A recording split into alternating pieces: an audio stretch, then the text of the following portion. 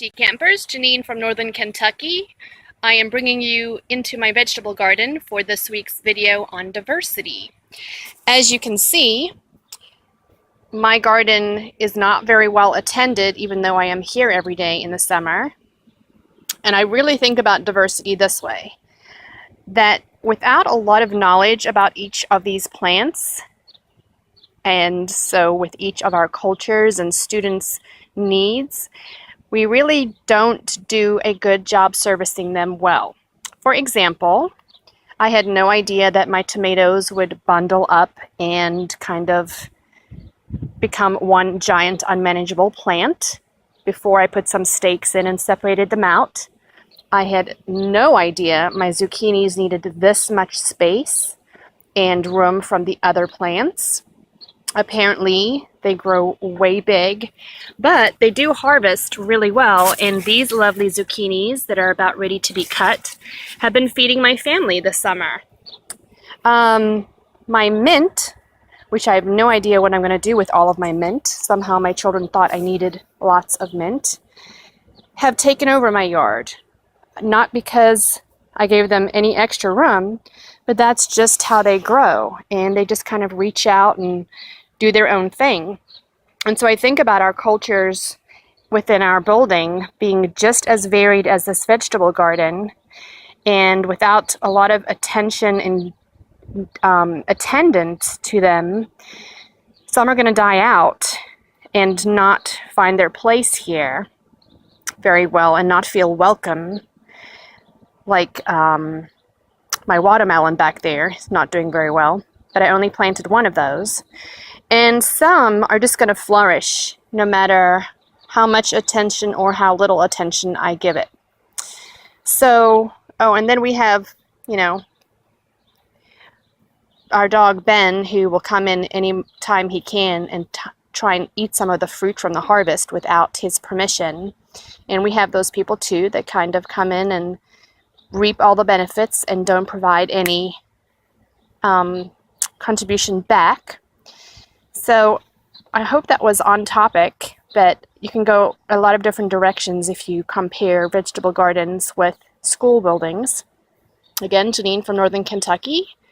Hi everybody, Janine from Northern Kentucky. This will be the second half of my video to kind of bridge between my vegetable garden narrative and some of the reading questions. But I wanted to show you the zucchinis that I did harvest. We have three very unique shapes here. This is a vertical male that grew. This one has a little bit of a curve. And this is definitely the award-winning jumbo zucchini. All will be enjoyed either for breakfast, lunch, or dinner. And that really connects with this chapter, I think, that they were given equal opportunity to grow, the same rain, same dirt, and yet each three of those zucchinis had their own shape, but they will have a common purpose of feeding my family. So if I look at the chapter addressing issues of race and racism, three things really jumped out at me. And I love this chapter. I love this topic. Definitely not a water cooler conversation. This is an up, kind of in your face, let's get this out there conversations. And I love that they use that term, courageous conversations, because it does take some courage to look at yourself, use that mirror, figure out what you really believe, and then look through the window and look at others and make that bridge and that connection. And I think for leadership, this is a tough one because you need to really have an understanding of the value of diversity and differences, being able to see the diversity and differences and multiple identities that our students and families have, and then create an understanding and awareness through the staff all the way down to the students and then back out to the community. It's a little daunting, but I think with key personnel there with some major understanding, it can be done. To recognize and address class and language differences. Absolutely.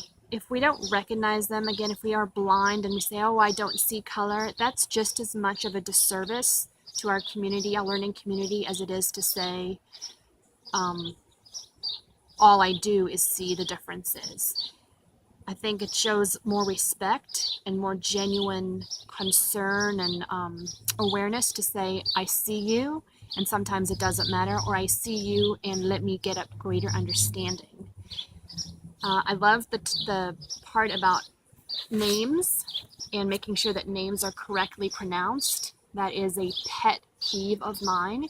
Growing up with a very difficult last name, it's Pichet with an accent aigu, and having that mispronounced just frequently, as well as my first name. I really do, every time I hear a student's name mispronounced over the loudspeaker, I kind of cringe because it's such an easy fix. You know, having it phonetically laid out next to the name or just practicing it. Graduation ceremonies are always a cringe fest for me, but that is just a simple step of showing respect, of saying, hey, I took the time to learn how to pronounce your name. Or the understanding that our Hispanic students have two last names. Both are important. One pays homage to their father, one pays homage to their mother.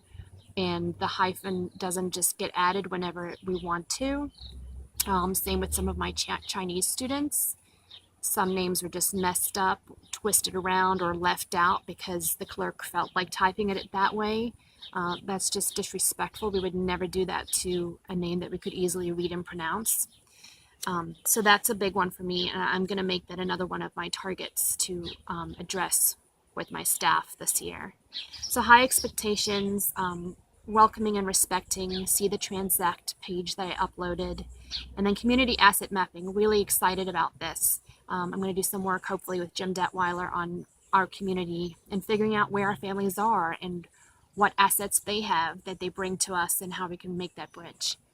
So again, I ran too long. I apologize. This is my first attempt at a video. Maybe I will script it next time so that I'm more concise, but I'm loving this and hope you guys have a great day.